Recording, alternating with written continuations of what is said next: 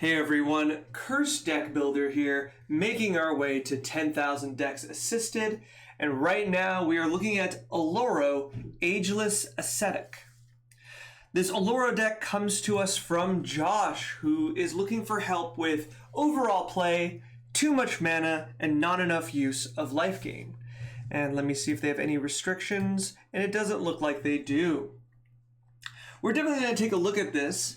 And we're going to have a lot to say about this deck because I feel like this deck is in quite a, kind of a jumbled state. It doesn't seem to really know what it wants to be.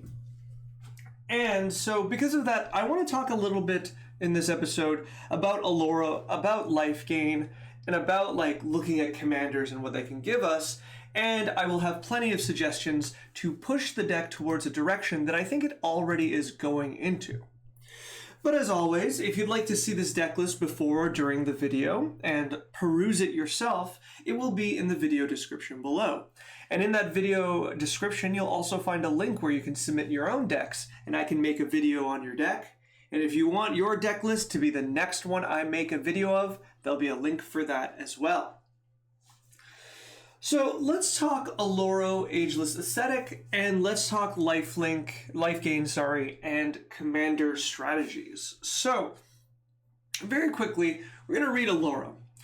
Oloro has an ability that is, what was it called? Eminence. Eminence is the name of the ability, but this ability was created before Eminence was keyworded, but it is an Eminence ability. But what I'll do is I'll read the rest of it, and then I will read the Eminence ability. So Oloro is a 6-mana giant soldier in Esper colors. That's white, blue, black, 4/5. It says at the beginning of your upkeep, you gain 2 life. And whenever you gain life, you may pay 1. If you do, draw a card, and each opponent loses 1 life. So that's pretty good as a commander in a lot of ways. Kind of overcosted for the ability. 6 mana is a lot. But, with life gain, paying mana to 1 mana for a card draw isn't bad at all, especially if you can trigger a lot of life gain. But that's not the reason we play Oloro. And the reason we play Oloro is for the ability below all that, the Eminence ability. That says at the beginning of your upkeep, if Oloro, Ageless Ascetic is in the command zone, you gain 2 life. So what is Eminence? Eminence is an ability that occurs while your commander is in the command zone. So if you've ever played against Edgar Markov, you're very familiar with the fact that your opponent doesn't actually need to ever cast their commander. They just leave their commander in the command zone and they accrue value there.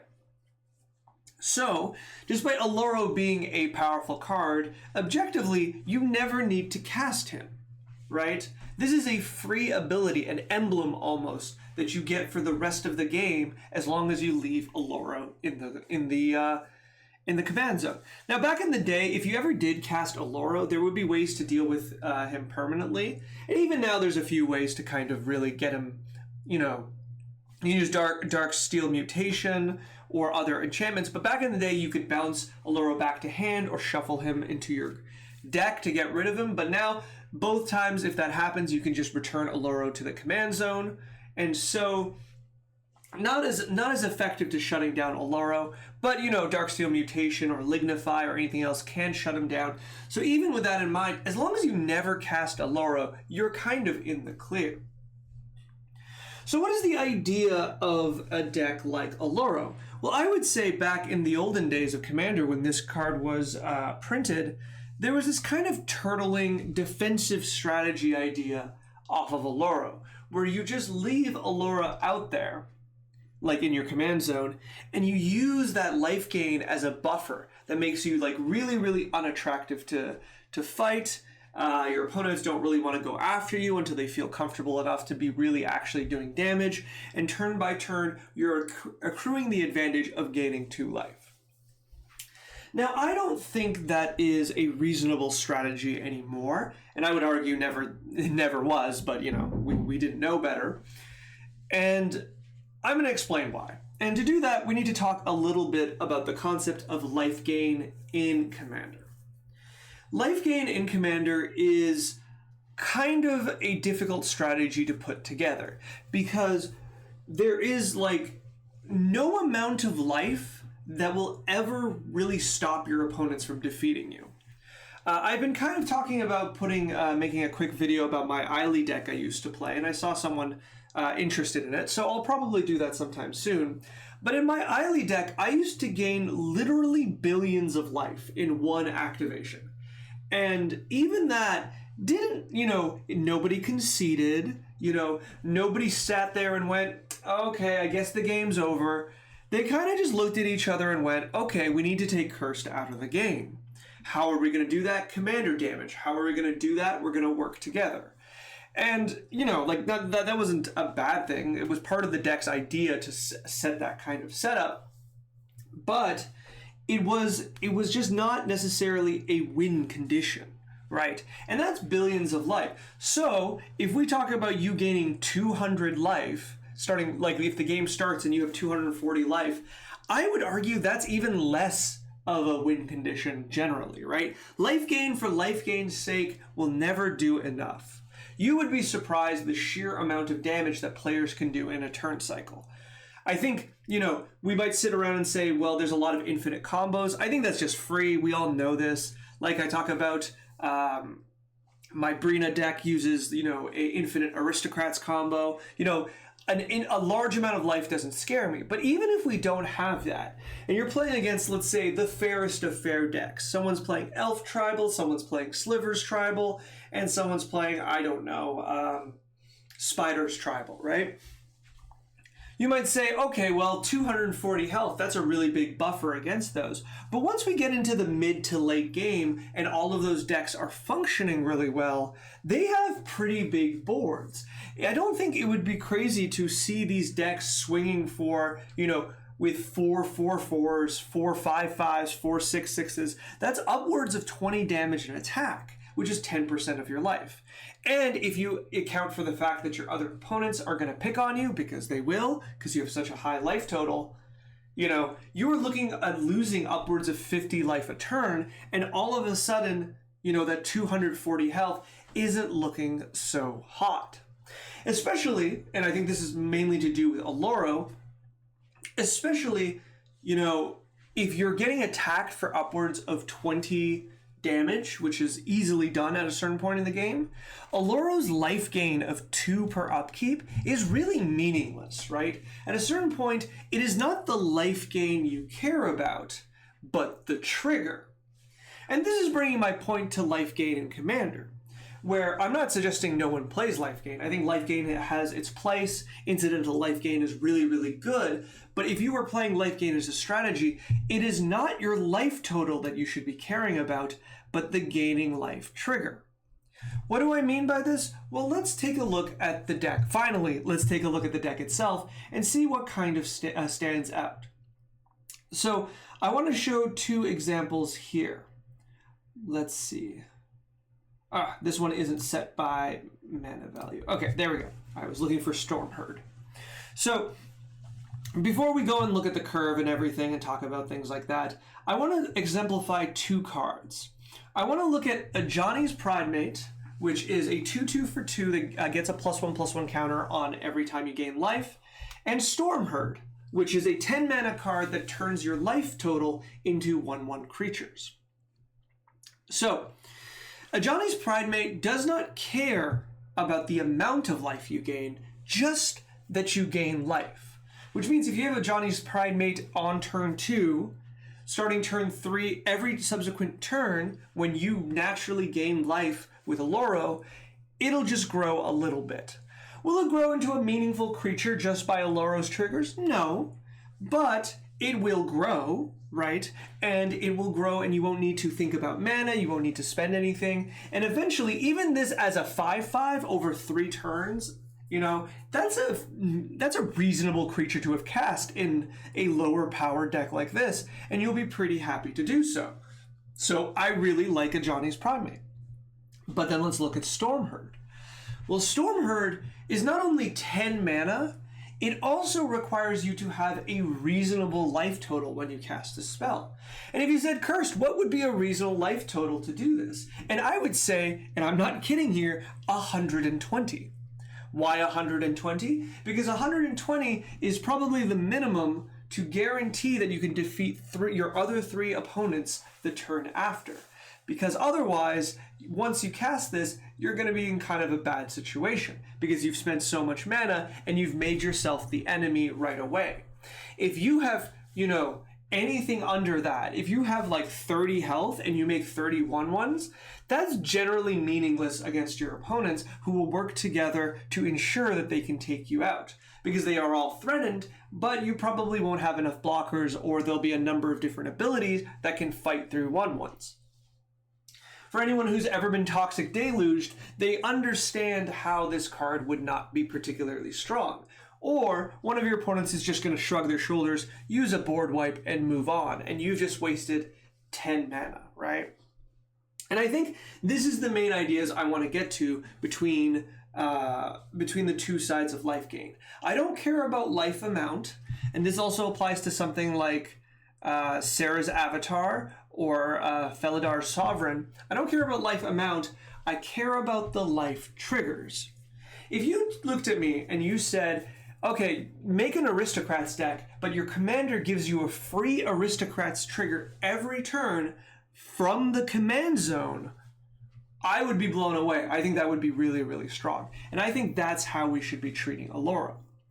So a lot of my suggestions are going to be in the theme of what I would call, and I'm going to just put the second half now, a traditional kind of Soul Sister style deck.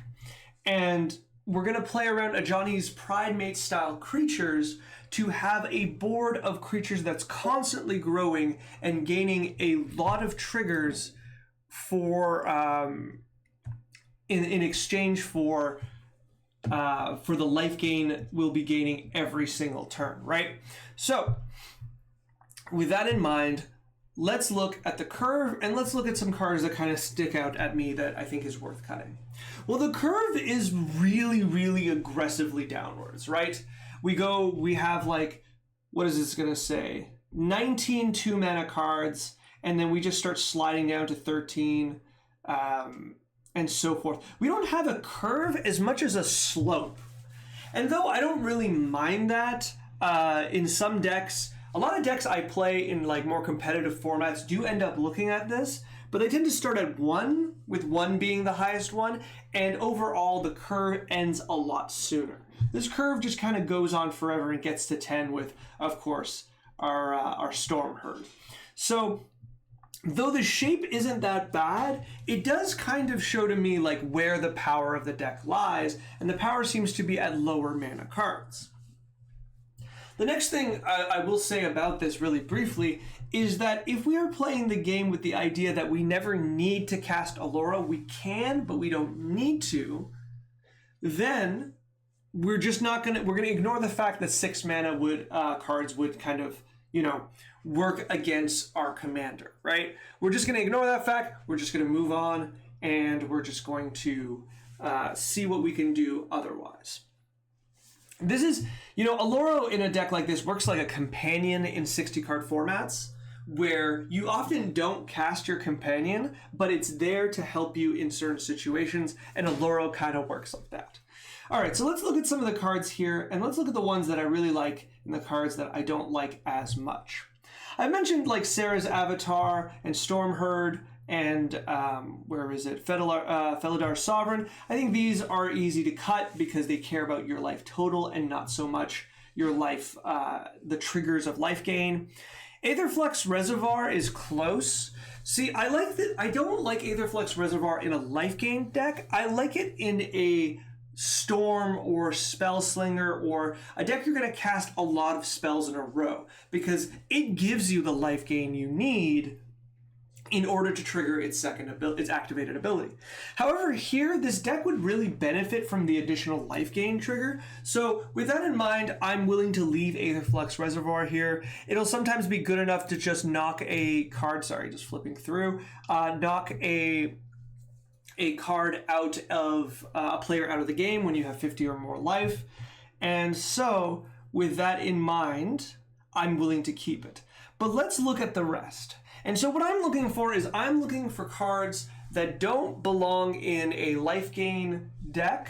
I'm looking for cards that all they do is gain life. And those are the ones I want to kind of attack. So Regna the Redeemer and Krav the Unredeemed, which I did a commander partner recently, just don't belong. They are aristocrats commanders. They eat your creatures. Krav is the strong one, not Regna. And though getting one will tutor the other when they're in the 99, which is really great, just not really effective when they are such high mana. I don't particularly like these cards outside of the command zone, and even then, Krav is the really good one, and here we just don't have the means to really get away with playing him because we don't have creatures to sacrifice. Now, there is an argument for Regna, especially with the fact that she always triggers, but 6 mana still feels a lot. I think if we use her in addition to some of the Soul Sisters style cards that I'm going to suggest after the fact, she does get a little better, but even then 6 mana just feels like a lot for her ability, so I'll leave that to you to decide. All right. Agent of Masks. So we have some cards that kind of exemplify Oloro's ability. Exemplify may not be they copy, they mirror, right? We have Ill-Gotten Inheritance here. We've got Agent of Masks here. And I think I saw another one. No, that is a trigger. Okay. So I'm sure we might have one or two more of these abilities. Dustmanter Seal kind of does that, but, oh no, it doesn't gain you life, so it doesn't even do that. Okay.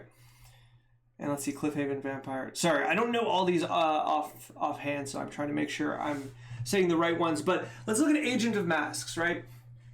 So I think if we're counting an ability that improves or is a copy of our commander's free ability, 5 mana is way, way too much for that, right? 4 mana I think is close.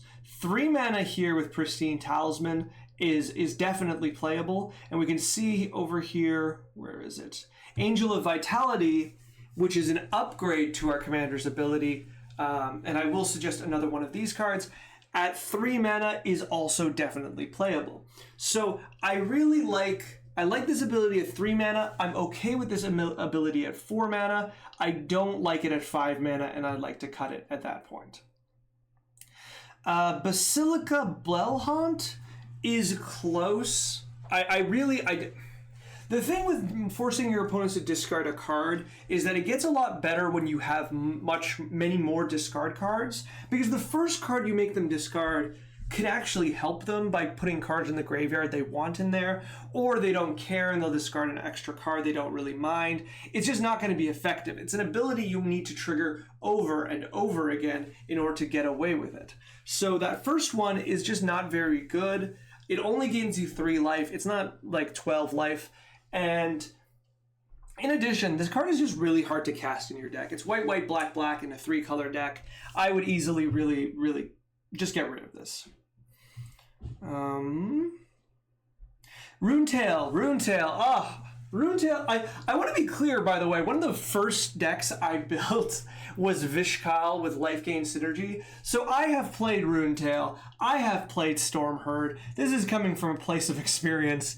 I know these cards are really, really cool. Don't play these cards, unfortunately. Even Runetail's Essence on the other side, which feels really, really strong, really isn't. You know, if your opponents need to deal with your creatures, they'll use board wipes. They'll use exile effects. They'll use destroy effects. Yes, this will stop Blasphemous Act, and this will make your creatures either unblockable or just like, you know, have infinite toughness. That's not as good as you think it does. Even if you play Runetail's Ascendant on turn 3, and you manage to get away from your opponents doing upwards of 12 damage on the turn after, or whatever it takes to put you under 30. Even then, I don't think it's worth it. Runetail himself is just really easy to remove, so I just would cut this for sure. Indulging Patrician is close. So Indulgent Partition says it triggers on 3 life, and your commander gives you the first 2, and then you just need 1 more. I would play this for a bit longer, and I would be just really, really observant about it, right? Because sometimes it's just not going to do anything. Now, it does attack. I guess it can provide it itself. Okay, you know what? Because I forgot that she has lifelink and she can gain that last point herself. I think it's fine. I will say it does feel a little weaker if you can't trigger her for one reason or another, like your opponent has like a 6/6 dragon or something. Sorry, all your opponents have 6/6 dragons or something like that. And with that in mind, I think you're just going to have to keep an eye on it, because if you can trigger it every turn, I think it's fine. In a deck like this, draining 3 every turn from your opponents is going to be nice. But if you can't trigger it, I think I would just cut her if I could. Likewise, Angelic Accord, that says 4. I think I'm more ready to get rid of Angelic Accord, because 4 is a lot harder than 3, right? Even with all of the life gain, like the one, I'm going to take out some life gain, we're going to put in some life gain. You just don't want an enchantment for 4 mana that just does nothing if you don't have the right life gain. So I would be really, really careful with this card.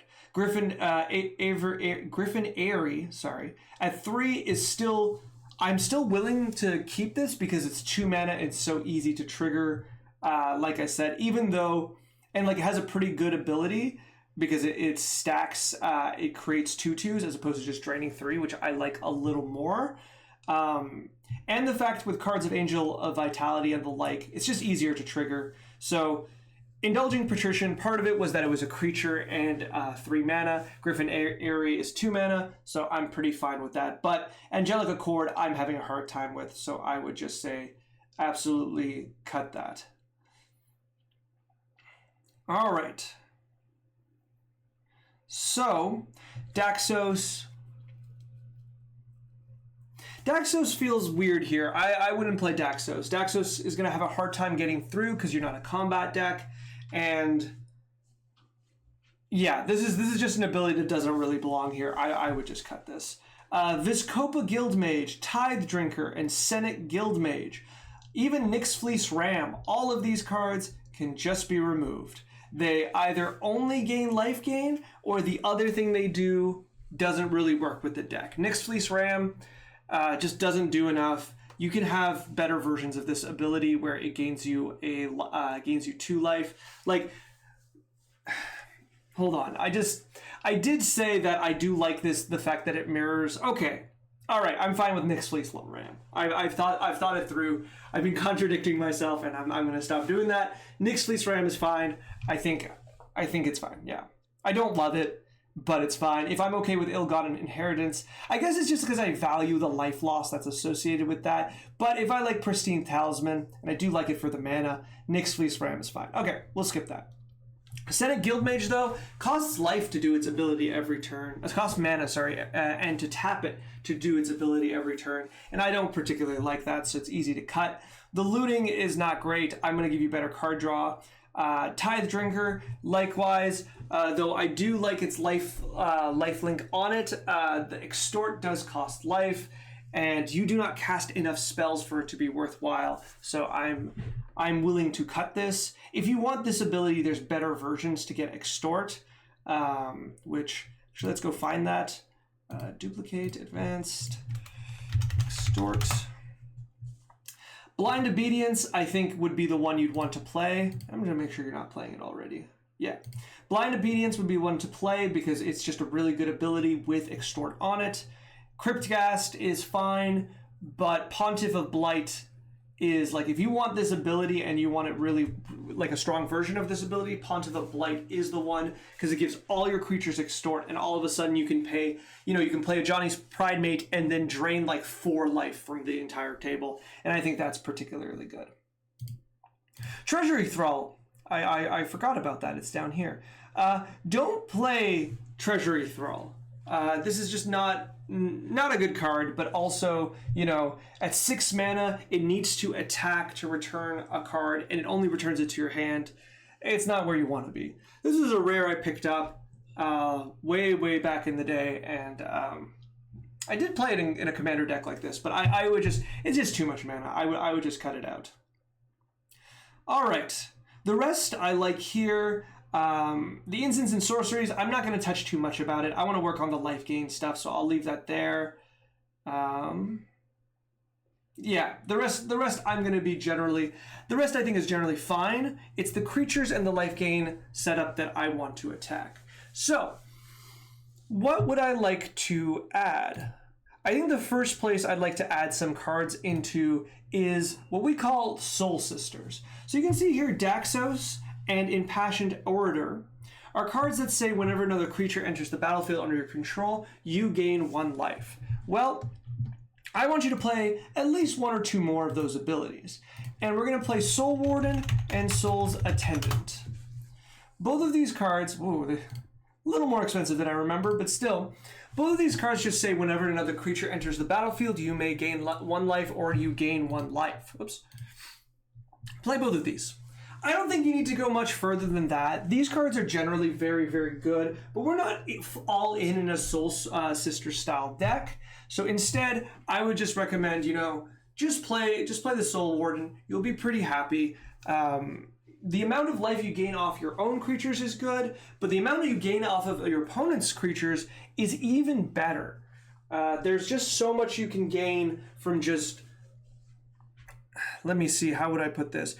Your opponents are just constantly going to play creatures, even like, a regular amount of creatures, not saying like a token strategy. And incidentally, Soul Warden will gain you probably 10 to 12 life in the game if it sticks around. If it sticks around even if it sticks around to what I believe is an average amount of time. If it sticks around all game, this card will gain you so much life. But if it stays around for like 3 or 4 turns before a board wipe, well, this is just going to be a good amount of life, and you're going to be happy for it for just costing 1 life. And Soul's Attendant is just a copy of that. And so with that, and in addition to the ones you're already playing, of like Daxos and Impassioned Orator, and there are more, and I'll leave it up to you to decide if you want to play more, but at this point, I think you'll be pretty happy just playing the 2 additional ones. You'll be gaining a lot of incidental life, and remember, we're here for the triggers. We are not here for the life gain itself. So let's look at the cards that I like to add in. And there's going to be, for the creatures, there's going to be a theme. You'll notice it right away. These creatures will all have the Ajani's Pridemate ability of growing. Now, these creatures aren't stupid good. They're not really broken. They match the power level that I'm seeing in the deck, and they will all grow exceedingly fast as you put in more of these life gain triggers, and with Oloro himself just triggering every turn. Celestial Unicorn, nice and easy, 3/2 for 3. Let's see. Let's go from this direction. Voice of the Blessed is probably one of the better ones and one of the first ones I would play because it grows. As it grows, it gains abilities, but nice and easy, it will grow as you gain life. Bloodthirsty Aerialist is a black version of this ability, and it comes with flying, which I think is particularly strong in this kind of ability. With this kind of ability, so that when it becomes a 4/5 incredibly quickly, all of a sudden it has evasion and it's going to start hitting particularly hard, and you're going to be very happy with it. Oops, I accidentally closed one. Twin Blade Paladin is interesting to me because its ability is that it gains double strike. And this one is 25 or more life, which is really easy to trigger, so I don't really mind. But at worst, she's just going to be a really big axe lady, and you're going to be happy with that. And then when she has double strike, well, she's going to be next to impossible to block profitably, and if she can't be blocked, she's going to deal tons and tons of damage. Light of Promise is an enchantment that gives this kind of effect. We have a few of these that it's going to give the effect to others. Light of Promise enchants a creature and says, instead of gaining life per trigger, it'll gain life for the amount of life gained, which works both ways. I think you don't need to be gaining tons and tons of life for this to be good. I think the fact that this will just gain extra life every one of Oloro's triggers, like 2+1/+1 counters every time, is more than enough. And with all the incidental triggers, this will grow a creature very, very quickly on your side. Nykthos Paragon is also likewise very similar to this ability, but it works to your entire team. Now, you only get it once each turn, and likely that once is going to be your commander, and I think that's fine. As I've said before, you're generally just going to be very happy in order to be putting 2+1/+1 counters across the board, so that'll be just really, really nice. However, if we can increase the amount of life, like with Angel of Vitality of our commander gaining life, this will give us more counters. And another way we can do that is something like Cleric's Class or Cleric Class, which its first ability says whenever you gain life, you gain an additional life. I really like this because this just upgrades our Eminence ability right off the bat for 1 mana, and we start gaining 3 life. And then for 4 mana, this turns into like an Ajani's Pridemate effect on enchantment that says whenever you gain life, put a +1/+1 counter on target creature you control. And then the final ability is a reanimation. This is just, I think, honestly, a good card. You're happy with all of the modes, and with a lot of these class enchantments, I just really like it when the first mode is good, and you definitely have that. A few more cards. Let's go into more the other cards that I think you should be playing to just kind of boost the power of the deck. And this is card draw. I feel like card draw is very much so lacking in your deck. So I'm just going to give you the generic black card draw ensemble, which you'd be pretty happy to play because they all cost life and you have life to pay. Night's Whisper really easily will draw you 2 cards and lose 2 life. I'm never sad to cast a spell like this. You'll be very happy to do so. At slightly more mana, Read the Bones will also cost you 2 life, but allow you to look at 4 cards, up to 4 cards, which is really, really nice. Phyrexian Arena, which continues to be just a really nice card to play turn by turn. To play and just reap in the life gain. Oh my goodness, the card advantage. I promise my brain is working.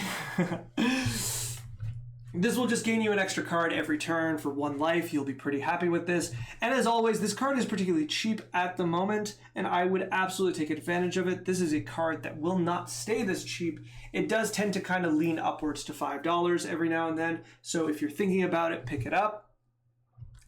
And then at the top of the curve, Greed is always one I like putting in here. It turns every black mana you have into a card. And since you're gaining enough life to outdo this, you're just going to be very, very happy to get away with that. Now, I've got 3 more cards, maybe 2. I keep looking at this one. Do I actually want to suggest this? Yes, I do. Okay. I have 3 more cards that I think are interesting and are worth playing. And this first one is just been reprinted, so I want to introduce it here. Again, Polluted Bonds. You'll notice that this used to be a $25 American card, and now it just got reprinted in Wilds of Eldraine in their enchantment kind of set, either with an anime girl or this cool kind of thorn-like. I don't know. That's probably Castle. That's not Castle Locthwaite. That's the White Castle, if I remember. I forget what it's called, but this cool forest around it. Polluted Bonds is just a good card. Whenever a land enters the battlefield under an opponent's control, that player loses 2 life and you gain 2 life. This is just playable in a lot of black decks that want to drain your opponents and like grind them out and like make it difficult for them to kind of continue playing the game over a while. But this is even better in your deck because it functions as another one of those life gain trigger abilities, but this one triggers just way, way more. Now, 5 mana is kind of late in the game, but even then, your opponents are not going to stop playing lands. And I think if 5 lands are played after Polluted Bond, where you drain 10 life, I think you're already happy. I think at that point, if people stop playing lands, you're pretty happy. That's a lot of triggers, that's a lot of life, and that's a lot of life drained. So I think definitely if you can pick one up in the new set, I would definitely put that in here. Now, another one that I think is really interesting is Tenured Inkcaster. I think, once again, this works really well in the power level of this deck. When it comes into play, you just put a +1/+1 counter on a creature. You don't care too much about that. But the second ability says that whenever a creature you control with a +1/+1 counter on it attacks, each opponent loses 1 life and you gain 1 life. So oftentimes I suggest playing this kind of ability for the life loss, but we're playing it for both, you know? The life loss is great because it allows you to attack the opponent with the least amount of blockers and you drain the others. But the real kicker is that life gain, because it works so well with our, you know, Pride Mates, Johnny's Pride Mate style creatures, and it's going to grow them even further, making those attacks even more deadly. I think it's just going to be a really good ability and just invites more triggers across the stack. Finally, the last card I want to suggest is Feast of the Victorious Dead. And this one I'm not sure on, but I want to suggest it anyways because I personally really think this is a cool card. It says at the beginning of your end step, if 1 or more creatures died this turn, you gain that much life and distribute that many +1/+1 counters among creatures you control. So, the way this works is this is another kind of life gain trigger. It happens once on your turn, so it's kind of like a Nyx Fleece Ram. But the thing I like about it the most is that it also combines the +1/+1 counter aspect, where as creatures die, you not only gain the life, you get +1/+1 counters. But that's the thing, creatures need to die, and that's not always going to trigger in a deck like this. This kind of works really well in an Aristocrat's shell, but at the same time, I can see this being good with the sheer amount of attackers you're going to have and the fact that your opponents are going to have to start, you know, blocking with like small creatures and losing them, and you're going to really benefit from that. Now, remember for the life gain, you're generally happy if 1 creature dies because that'll complete the trigger. But for the +1/+1 counter, that's going to become more relevant with more creatures dying. But you'll notice there's kind of an inverse relationship between these two. Early on in the game, that all you care about is a life gain trigger, so only 1 creature needs to die. But later in the game, where people have a lot of blockers and you have a lot of creatures to attack with, you're going to be very happy just, you know, attacking all out and destroying, like having 6, you know, sapperlings or something, or like a bunch of creatures die to make blocks, and then you putting that many +1/+1 counters on a creature. I'm not sold on this. I just love the card and I thought of it for the deck, but I'm not sold on it for the deck. This guy's having a really good time. I really do respect that. But in the meantime, I would go with all of the other cards first before we get to this one. All right, let's conclude, because this has gone longer than I thought it would. All right, so let's find our commander. Oloro is an interesting commander. I think the current build isn't really making the most of his ability and is playing into the kind of classic idea of life gain where you're just trying to get to amounts instead of trying to use his ability as a trigger. If you do want to just get to amounts, maybe tune in for my Eiley video, because that is a deck that just wants to get to amounts. But for Oloro, you really want to be using the life gain triggers. So the changes I've suggested in the deck is to take out the cards that care about the life amount, cards that only gain you life, and when you cut those out, put in a lot of cards that trigger life gain, like the Soul Sisters, and a bunch of Johnny's Pride Mate effects that maximize life gain triggers and not life gain amounts. Then I've suggested just 4, you know, pretty good black card draw spells. I would recommend putting in them in here. You can pull out Diabolic Tutor. You can pull out like Drummer's Charm, that kind of stuff. Behold the Multiverse as well. Take those cards out and put these cards in. You will probably just gain. You'll just be doing a little better with some more card draw throughout the game, and you'll be pretty happy there. Then, finally, I've suggested a few more really fun cards, and honestly, the main one is Polluted Bonds, but I think Tenured Incaster would do very well in the deck. And I think these changes will make the deck stronger, make you feel better about using Oloro, and, you know, like, it's not going to dramatically change the power level of the deck. I think the power level of where it belongs will still be the same, but I think it will increase the successfulness of the deck, and you'll get to feel it doing its thing a lot more. I hope this deck assist video has been helpful to you. I'd love to see another draft of this deck, and another draft of any deck, in fact, can be sent to me in the link to the form in the video description below. If you would like your deck to be the next deck I look at, there's also going to be a link down there where you can bring your deck to the front of the queue. If you could like, comment, subscribe, do the whole YouTube thing, I would be very, very grateful. And thank you so much for sending your deck. I always appreciate seeing this. I love Oloro. I think Oloro is a lot of fun. And I think with some work, this deck can come into a way that you feel it working a lot smoother. All right. Good luck.